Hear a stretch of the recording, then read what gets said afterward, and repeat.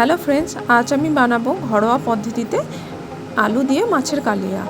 বাড়িতে যা যা জিনিস থাকে সেই দিয়ে এটা বানানো হবে।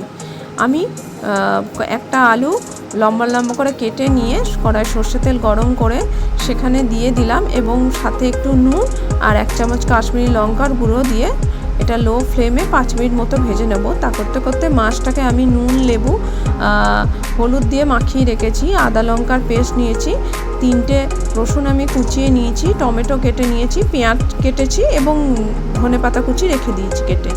এরপর আলুগুলো আমার ভাজা হয়ে গেছে, তুলে নিলাম। ওই তেলেই মাছগুলোকে দিয়ে এক পিঠ ভালো করে ভেজে নিয়ে আবার অপর পিঠ ভেজে নিয়ে একে একে মাছগুলোকে আমি তুলে নিলাম।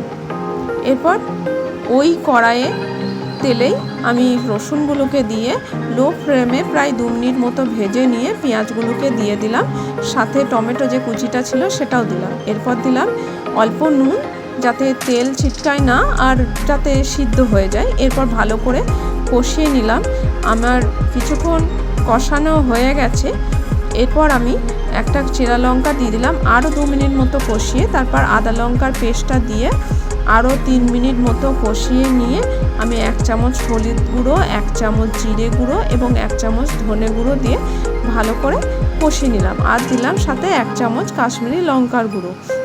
সবকটা দিয়ে আমি প্রায় আরও 3 মিনিট মতো কষিয়ে নিয়ে কড়াইয়ে আলুগুলো দিয়ে দিলাম। আলুগুলো দিয়ে আমি 2 মিনিটের মতো ভেজে নিয়ে পরিমাণ মতো জল দিয়ে আর মাছগুলোকে দিয়ে প্রায় আমি 5 মিনিট জোর আছে আমি এটাকে সিদ্ধ হতে দিলাম। 5 মিনিট পর ঢাকা খুলে আমি একবার নেড়ে দিয়ে সেখানে আমি ধনেপাতা কুচোগুলোকে দিয়ে গ্যাসের ফ্লেমটা লো করে আর আমি এখানে 2 মিনিট হতে দিলাম, কারণ আলু তো আমি ভেজেই নিয়েছিলাম, এর জন্য সিদ্ধ হয়ে গেছিলো।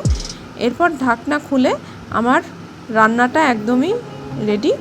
এভাবে আপনারা এটা বানাতে পারেন। এটা খুবই একটা সিম্পল এবং ইজি রান্না, খেতে কিন্তু খুবই টেস্টি। আজকের মতো টাটা।